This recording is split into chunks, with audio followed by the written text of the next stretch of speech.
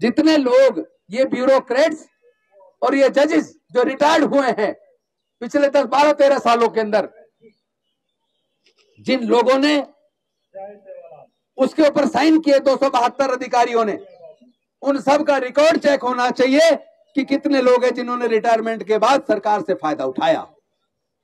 सरकार से फायदा उठाते हैं और जनता के खिलाफ बोलते हैं। आज देश के अंदर कौन है नेता बताइए जो इस बात को ईमानदारी के साथ बोलता हो कि पत्रकारिता में दलित कितने, आदिवासी कितने, पिछड़े कितने, सुप्रीम कोर्ट, हाई कोर्ट में, जुडिशरी में दलित कितने, पिछड़े कितने, आदिवासी कितने, देश के व्यापार में उनको कितना हिस्सा मिला, कौन है, कितने लोग बोल रहे हैं, कितने लोग हैं जो कह रहे हैं कि इनकी वोट की चोरी हो रही है। इलेक्शन कमीशन कहता है जिसकी वोट कटते है उसको नोटिस जाता है, रजिस्टर्ड पोस्ट से नोटिस जाता है। अरे हमने इतने चुनाव देख लिए, हमारे खुद ने चुनाव लड़ा, हमारे क्षेत्र के अंदर आप देखना, आपने भी देखा होगा, ज्यादातर वोट वहां कटते हैं जहां दलित रहते हैं और माइनॉरिटी के लोग रहते हैं। हमने तो आज तक किसी को नहीं देखा जिसका वोट कटा उसको नोटिस भेजाओ। कौन सा रजिस्टर्ड पोस्ट से नोटिस भेजते हो? झूठ बोलते हो, झूठ बोलना बंद करो।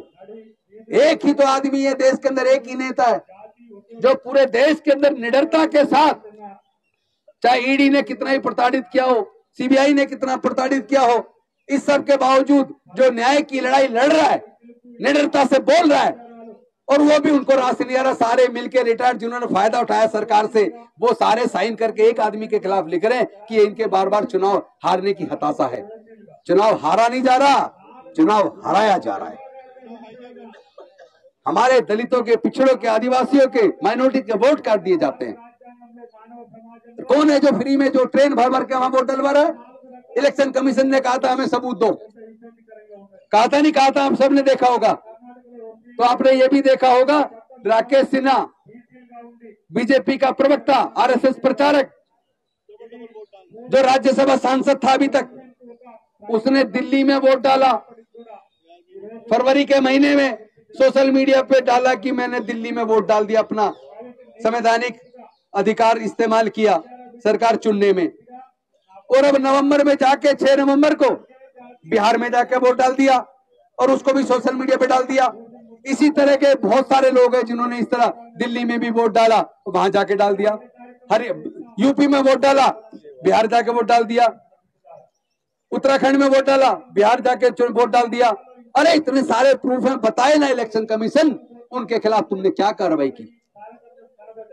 शर्म नहीं आती झूठ बोलते हुए? ये जो 272 लोग हैं, मैं इनसे पूछना चाहता हूं जिन्होंने ये सिग्नेचर करके ये निकाला है कि राहुल गांधी संवैधानिक संस्थाओं पे हमला कर रहे हैं, मैं उन सारे 272 के 272 अधिकारियों से पूछना चाहता हूं, आईपीएस ऑफिसर वाई पूरण कुमार को जो आत्महत्या के लिए मजबूर किया गया, इस मसले पे क्या उन्होंने एक शब्द बोला?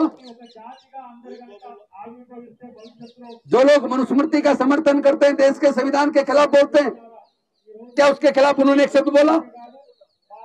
जो राकेश सिन्हा जैसे लोगों ने अलग अलग राज्यों में अपने वोट डालकर बिहार में जाके 6 महीने 7 महीने के अंदर वोट डाला, डबल वोट डाल रहे हैं, क्या उनके खिलाफ उन्होंने एक शब्द बोला? किसके ये लोग?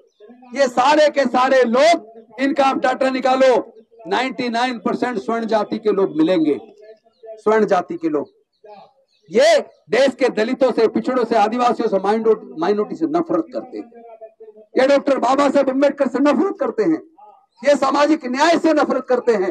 ये नफरती लोग हैं जो समाज को हिंदू मुसलमान के नाम पर बांटते हैं। अभी आपने देखा होगा कई बीएलओ सुसाइड कर चुके हैं। इतना प्रेशर बनाया जा रहा है एसआईआर के नाम पर, इतना ज्यादा प्रेशर बनाया जा रहा है, कई बीएलओ सुसाइड कर चुके हैं। उसकी भी जांच होनी चाहिए कि इसका मतलब क्या है। एक एक मकान पे 500 वोट, 700 वोट, ये 272 लोग जिन्होंने साइन किए हैं पिटीशन पे, वो 272 में से एक आदमी ने भी बोला कि एक मकान पे 700 वोट कैसे हो सकती हैं, एक मकान पे 500 वोट, 300 वोट कैसे हो सकती हैं? एक ने भी बोला क्या? इनका सवाल, इनका जब भी ये कभी बोलते हैं हमेशा दलितों, पिछड़ों, गरीबों, आदिवासियों, माइनॉरिटी के हक और अधिकार की अगर कोई बात करता है उसको दबाने के लिए बोलते हैं।